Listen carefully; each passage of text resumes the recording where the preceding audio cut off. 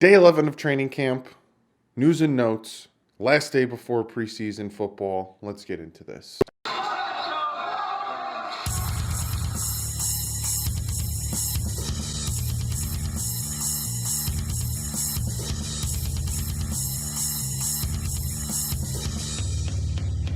What is up, Fin fans? Like I said, day 11. This is the last training camp that's open to the public. After this, they go up to Tampa on the 13th and the 14th.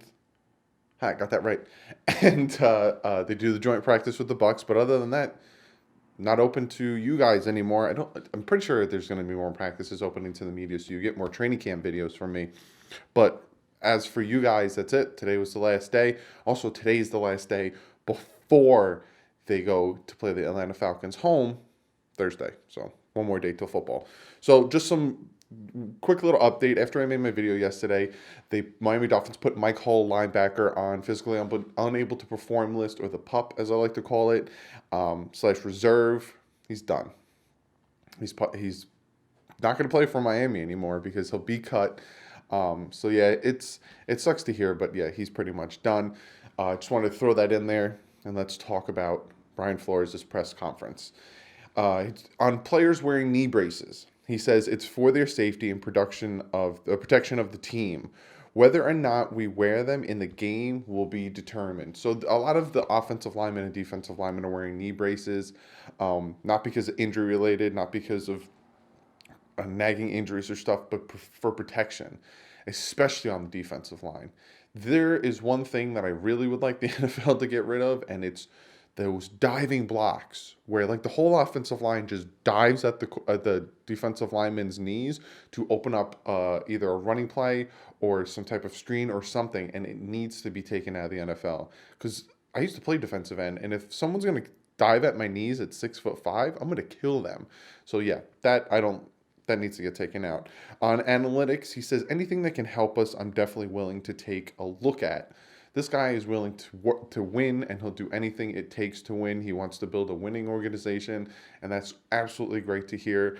Obviously, we knew this when we brought him in, and we listened to him do a bunch of different press conferences on who and how much of the vets will play on Thursday.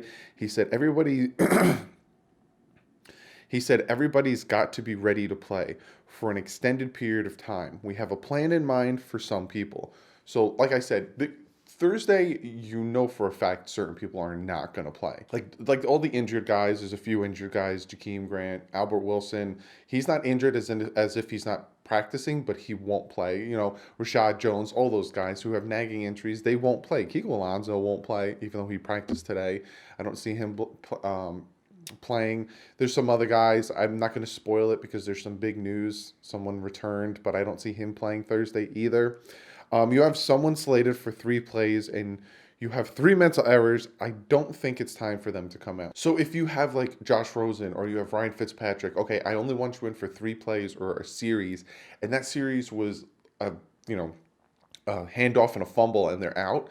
You're gonna go back in because you need to see more, you need to practice more, need to play against more of those type of people.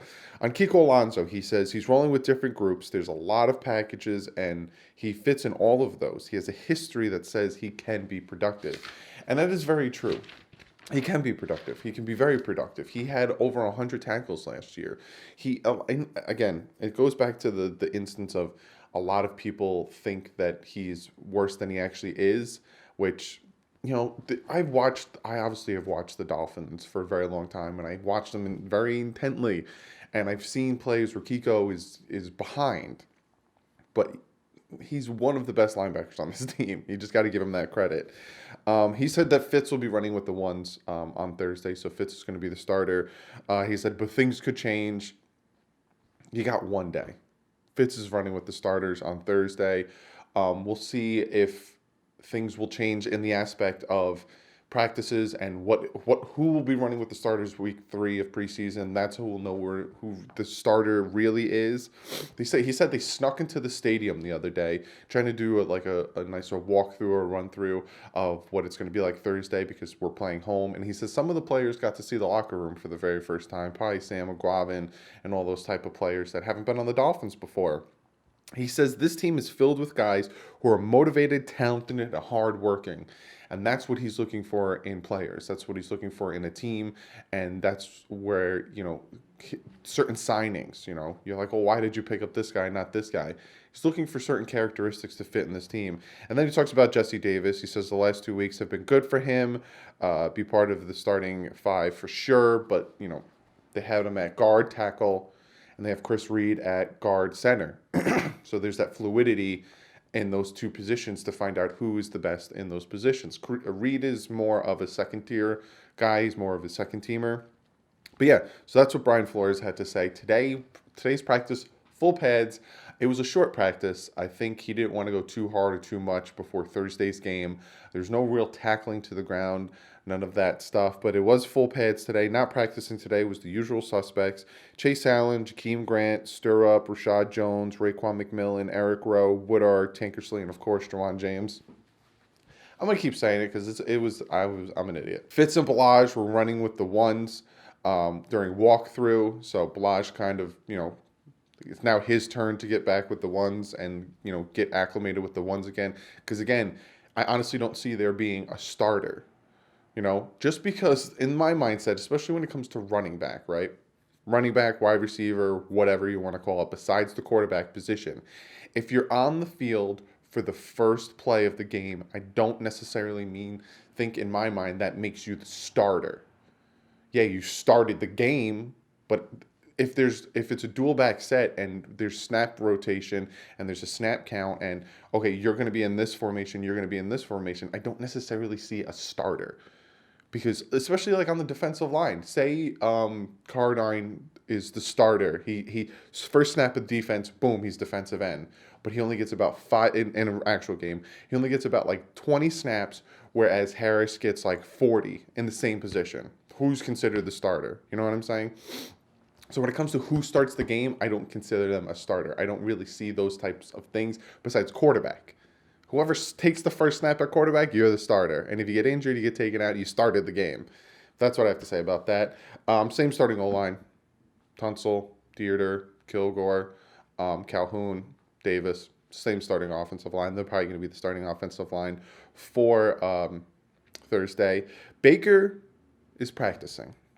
And Baker ran full team with the 11-on-11s.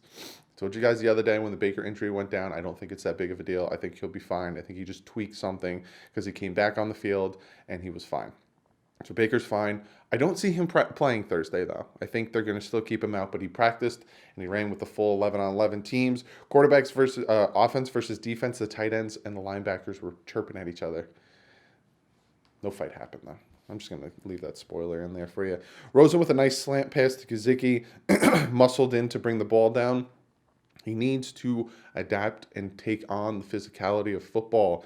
He needs it. Williams with a drop from Rosen. You can't have a great day and then come out here and poop the bed. Drake Ford have been doing the kick return duties with Grant being injured. Kiko, like I said, I don't expect Kiko to really play Thursday. He practiced a little, then he went on the stationary bike. He was done for the day.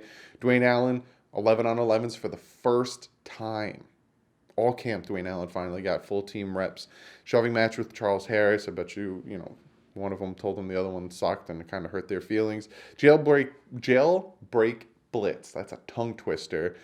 Forces Cardine to sack Fitz, which Tunsil was blocking. Essentially what a jailbreak blitz is, just everyone comes at him. Everyone. So the offensive line don't know what to do, don't know who to pick up. Sack happened. Walton filling in the Burkhead position for the Dolphins. So essentially, Burkhead is Burkhead's kind of a fullback on the Patriots, but he has some games where he just gains over 100 yards, and then fantasy players pick him up thinking he's going to be good, and then he doesn't do anything for the rest of the season.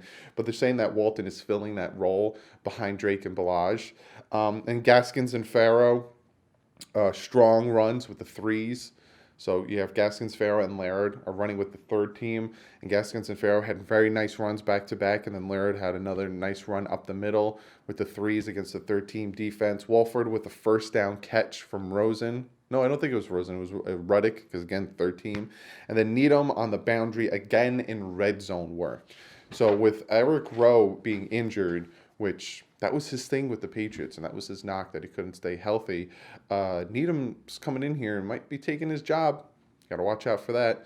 Now the likely starters on wide receiver for the first team is Stills, Isaiah Ford, Devontae Parker. It's nice to see Ford in there trying to get his shot. He's been with the team for a hot minute, and he produces in training camp. But when he gets on the field, he tends to not produce against other opponents. So we'll see what he does with Albert Wilson and Jakeem Grant not playing, see if he can get in there.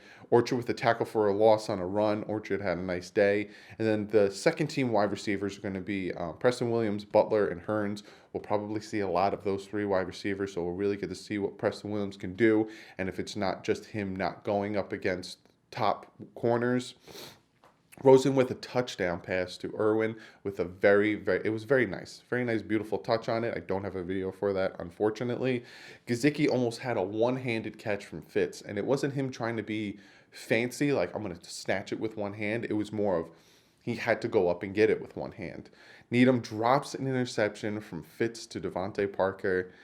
If you want to win the boundary cornerback position, you got to bring in those interceptions, Needham. You got them. Fitz with a nice touchdown pass to Gesicki caused the whole offensive line to cheer. I feel like this whole offense is cheering for Gesicki to actually perform and actually do well. Hardage with the pass breakup from Rosen to O'Leary, and then that's how the practice ends. Well, there's probably more, but again, this is what the beat writers write, and this is what I know because I'm not there to watch it. But this, like I said, this was the last day of practice for the general public. So this is it for you guys. If you guys were there today, that's it. Now we go to the preseason games. We go into practices, closed practices. Then we get into the season. Literally, got a month. Yeah, got a month. And then kickoff, Dolphins, Ravens. My top three of today. Baker. Not because he did anything, but because he practiced. Because he was on the field. He did 11 on 11s, and he was there. Gesicki, he had a good day. Made some catches. You know, he had the one drop, but it kind of was overthrown. Gesicki, and then Corradine with the sack. That's my top three of the day. So be sure to comment below. Let me know what you guys think of what Brian Flores had to say about Fitz being the starter for now, about all the things he had to say. Let me know what you guys think of Baker coming back. That the injury... He's a tough MFer. I'm telling you that. Comment below, and also comment below with your top three. Who do you guys think is your top three? If you want, let me know, and I'm going to get to one of your guys. Comments of the day, or actually, the comment of the day, I have two things that I want to talk about with comment of the day because it was asked a lot. These questions were asked a lot from you guys, so it's kind of like lumped in together. The first one is Preston Williams. I said I want to see Preston Williams go up against Xavier Howard one-on-one and see how good he really is. And a lot of you guys were like, well, did you hear the audio clip from Xavier Howard on Preston Williams? And yes, I've heard the audio clip. I've watched it multiple times. The guy asked him what he thought about Preston Williams. Has he gone one-on-one with him? Didn't say yes or no. All he said was he's going to be great and all that stuff. I still want to see them go one-on-one. I still want to see a full practice of Preston Williams versus Xavier Howard. I still want to see what can happen when he goes against the best corner on the team, one of the best corners in the league. The other question I get asked a lot is how certain players are doing. Pharaoh, Isaiah Prince, where you see in the depth chart, Isaiah Prince is at the bottom of the depth chart. Certain players, Gaskins, and all these guys, how are they doing? How are they doing? When it comes to these people, some of them, like Gaskins, he's a late round pick. Pharaoh was AAF. Isaiah Prince was, I think, a fifth rounder. They're late round picks. For offensive linemen, if you don't hear their name, that's good.